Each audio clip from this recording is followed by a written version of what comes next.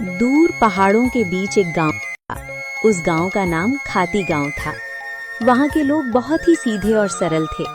गांव के लोगों का जीवन खेती पर निर्भर था। उसी गांव में मोहन नाम का एक गरीब किसान रहता था।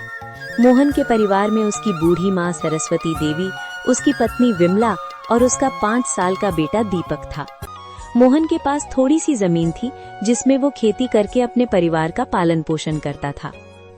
उगता हुआ सूरज दुनिया के लिए रोशनी लाता है, पर मोहन के लिए ये सिर्फ एक और दिन की जद्दोजहद लेकर आता है। फूस की छत से छनकर आती रोशनी सीधे उसकी बीमार माँ के चेहरे पर पड़ती है। मोहन, आज दीपक को क्या कहूंगी? कल रात उसे बहलाकर सुला दिया था कि सुबह उठते ही गर्मा गर्म खाना मिलेगा। अब वो जागने वाला है, चूल्हा ठंडा पड़ा है और मेरी ममता लहूलुहान हो रही है। क्या हम इतने बदनसीब हैं कि अपने बच्चे को एक वक्त की रोटी भी नहीं दे सकते? भरी आंखों से। बिमला, तुम्हारी ये खामोश सिसकियां मेरे कलेजे को चीर देती हैं। मैं किसान हूँ, धरती का सीना चीरकर अनाज पैदा करना मेरा काम है, पर आज किस्मत ने मेरा ही सीना चाक कर दिया है। जमींदार के चक्कर काट काट कर पैर के जूते घिस गए, पर वो उधार देने को तैयार नहीं। पर हार नहीं मानूंगा, आज फिर जाऊंगा।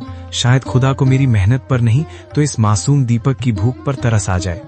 सरस्वती देवी अंदर से खांसते हुए, बेटा मोहन, पास आ।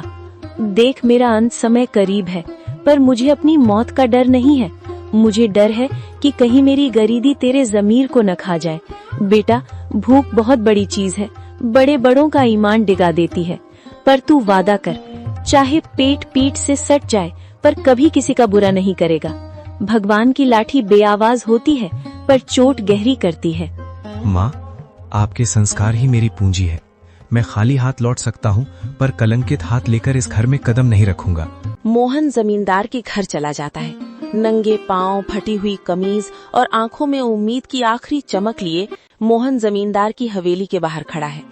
सूरज की तपिश उतनी नहीं चुभ रही थी जितनी पेट की भूख और घर में बीमार माँ की कराह चुभ रही थी।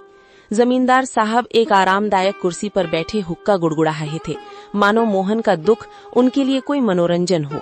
माई बाप, हुजूर, इस अभागे की विनती सुन लीजिए। मैं जानता हूँ कि पिछला लगान अभी पूरा नहीं चुका पाया हूँ, लेकिन मेरी मजबूरी की दीवार बहुत ऊंची हो गई है सरकार। घर में चूल्हा 3 दिन से ठंडा पड़ा है। मेरा 5 साल का बेटा दीपक, जो अब तक खेलता कूदता था, आज भूख हमारे निढाल होकर जमीन पर पड़ा है। वो मुझसे रोटी नहीं मांगता सरकार, बस अपनी पथराई आंखों से मुझे देखता है और उसकी वो खामोश नजरें मेरे कलेजे को छलनी कर देती हैं। मोहन, ये हवेली जज्बातों से नहीं, हिसाब किताब से चलती है। तेरी माँ बीमार है, तेरा बेटा भूखा है, इसमें मेरा क्या कसूर? पिछली बार भी तूने यही रोना रोया था। ये धरती प्यासी है तो मैं क्या करूं? मुझे अपनी तिजोरी भरनी है, तेरी गरीबी का बोझ नहीं उठाना। हुजूर, आप तो गांव के अन्नदाता हैं। अगर आप ही हाथ खींच लेंगे तो हम जैसे छोटे किसान कहाँ जाएंगे? मुझे बस थोड़े से आलू और मटर के बीज उधार दे दीजिए। मैं दिन को दिन नहीं समझूंगा, रात को रात नहीं देखूंगा। मैं अपने खून पसीने से उस बंजर जमीन को सींच दूंगा। मैं वादा करता हूँ सरकार, फसल कटते ही सबसे पहले आपका कर्ज चुकाऊंगा। मेरी माँ घुट घुट कर मर रही है, उसे दवा चाहिए। हुजूर, एक बाप होने के नाते मुझ पर तरस खाइए। क्या एक गरीब के बच्चे को जीने का हक नहीं है? हक की बातें मत कर मोहन, हक अमीरों की जागीर होती है। बीज चाहिए, बीज की कीमत लगती है। तेरे पास देने को क्या है? वो 2 बीघा जमीन जो पहले ही गिरवी है। जा, यहाँ से दफा हो जा। अपनी इन भीगी आंखों से मुझे पिघलाने की कोशिश मत कर। जब तक पिछला हिसाब बराबर नहीं होता, तुझे एक दाना भी उधार नहीं मिलेगा। हुजूर, आज आप मुझे यहाँ से खाली हाथ भेज रहे हैं, पर याद रखिएगा, गरीब की आह बहुत गहरी होती है। मैं अपनी मेहनत बेचने आया था, अपनी खुददारी नहीं। अगर खुदा ने चाहा तो मेरी मिट्टी भी सोना उगलेगी। आज आप मेरी गरीबी का मजाक उड़ा रहे हैं, पर वक्त का पहिया घूमेगा हुजूर, वक्त का पहिया जरूर घूमेगा। मोहन अपनी फटी हुई आंखों में आंसू लिए भारी कदमों से हवेली की सीढ़ियां उतर गया। पीछे रह गई जमींदार की ठहाकों वाली हंसी, जो मोहन के आत्मसम्मान को बार बार चोट पहुंचा रही थी।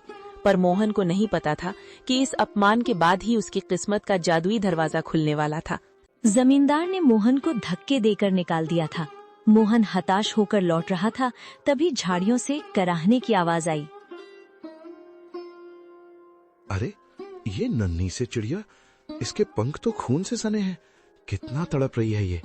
लगता है किसी बेरहम शिकारी का तीर इसकी रूह को छूकर गुजरा है। मोहन चिड़िया को हथेली पर उठाता है। चिड़िया कांप रही है। छोटी सी जान, तू क्यों रोती है? तेरा तो कोई घर भी नहीं जिसे जमींदार छीन ले। देख, मेरे पास तुझे खिलाने के लिए दाना तो नहीं है, पर ये पानी की आखिरी बूंदे तेरे नाम।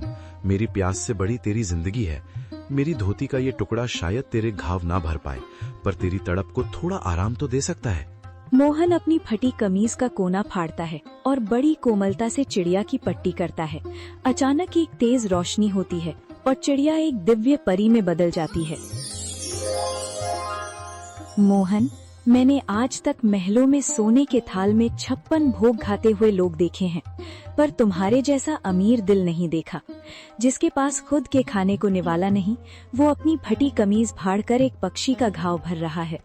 तुम्हारी इस निस्वार्थ करुणा ने मुझे विवश कर दिया कि मैं तुम्हारी मदद करूं। आप कौन हैं देवी?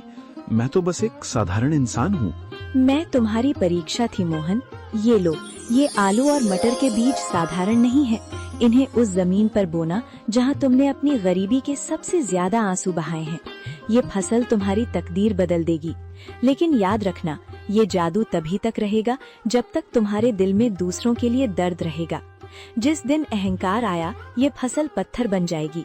परी तो एक दिव्य प्रकाश पुंज बनकर आसमान में विलीन हो गई, लेकिन पीछे छोड़ गई मोहन को हक्का बक्का, निशब्द और कांपते हाथों में वो मखमली पोटली थामे हुए।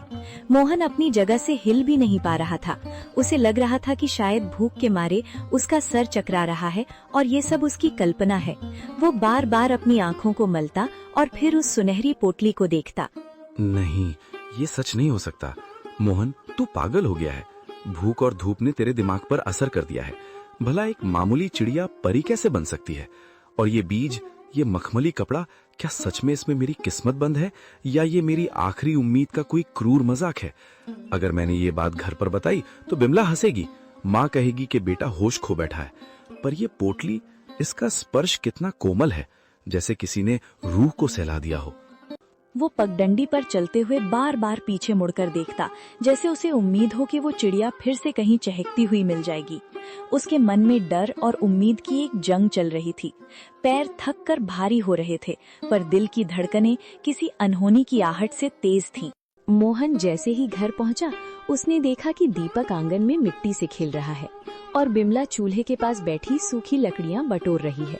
मोहन का चेहरा उतरा हुआ था, पर आंखों में एक अजीब सी चमक थी। मोहन, आ गए तुम? क्या हुआ? जमींदार ने कुछ दिया? तुम्हारे हाथ खाली क्यों हैं? और तुम ऐसे कांप क्यों रहे हो, जैसे कोई डरावना सपना देख लिया हो? बिमला, माँ, जल्दी इधर आओ।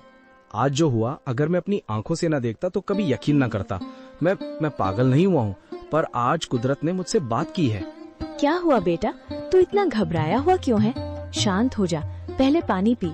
माँ, आज रास्ते में मैंने एक घायल चिड़िया की जान बचाई। उसे पानी पिलाया, अपनी कमीज फाड़कर उसकी पट्टी की, और फिर पलक झपकते ही वो चिड़िया एक नुमानी परी में बदल गई। उसने कहा कि वो मेरी परीक्षा ले रही थी। उसने मुझे ये बीज दिए हैं माँ। उसने कहा कि ये जादुई आलू और मटर हैं। अगर इन्हें सच्चे मन से बोया जाए तो ये हमारी तकदीर बदल देंगे। बिमला हैरानी और अविश्वास से, परी? मोहन, क्या कह रहे हो? कहीं भूख के मारे तुम्हारी तबीयत तो नहीं बिगड़ गई? इस जमाने में परियां कहाँ आती हैं? हमें मेहनत से रोटी नहीं मिल रही और तुम करिश्मे की बात कर रहे हो?